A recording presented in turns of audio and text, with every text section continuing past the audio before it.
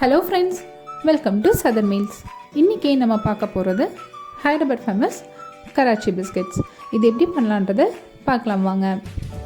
இதற்கு தேவையான பொருட்கள் டிஸ்கிரிப்ஷனில் இருக்குது. ஒரு பவுலில் ரூம் டெம்பரேச்சரில் வச்ச வெண்ணெய் எடுத்துக்கோங்க. அது கூட நான் பொடித்த சர்க்கரையை சேர்த்துக்கிறேன்.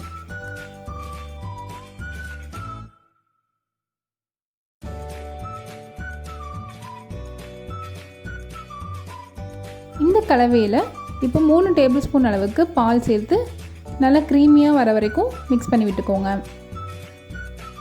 அடுத்து கஸ்டர்ட் பவுடர் சேர்த்து நல்லா மிக்ஸ் பண்ணிக்கோங்க. கஸ்டர்ட் பவுடர் கிடைக்கலைன்னா கார்ன்ஃப்ளவர் ப்ளஸ் 1 டீஸ்பூன் அளவுக்கு வெண்ணிலா எசன்ஸ் சேர்த்து நல்லா மிக்ஸ் பண்ணிக்கோங்க. அடுத்து பேக்கிங் பவுடர் சேர்த்துக்கோங்க.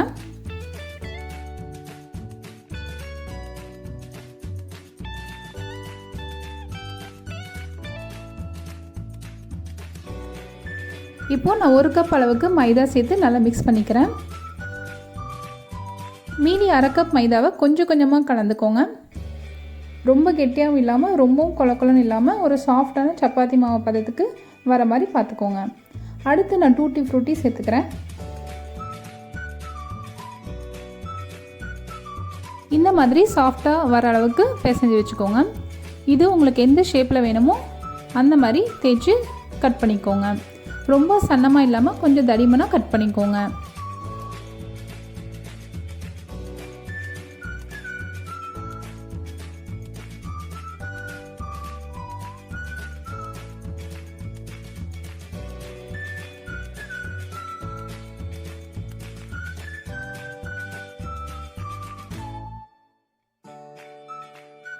இந்த மாதிரி கட் பண்ணி எடுத்து வச்சுக்கோங்க.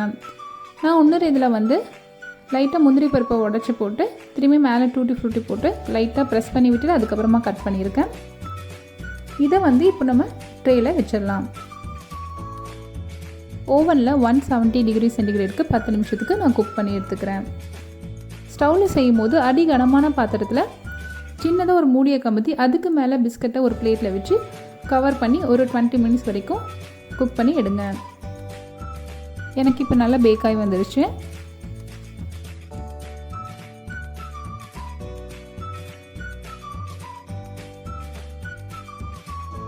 சாஃப்ட் அண்ட் க்ரன்ச்சியான கராச்சி பிஸ்கட் இப்போ ரெடி ஆயிடுச்சு. மறக்காமல் இந்த ரெசிபியை ட்ரை பண்ணி பார்த்துட்டு எப்படி இருக்குன்றதை கமெண்ட் செக்ஷனில் கமெண்ட் பண்ணுங்கள். என்னோடய ரெசிபிஸ் எல்லாம் உங்களுக்கு பிடிச்சிருந்தா லைக் பண்ணுங்கள், ஷேர் பண்ணுங்கள். சதர் மீல்ஸ்க்கு மறக்காமல் சப்ஸ்கிரைப் பண்ணுங்கள்.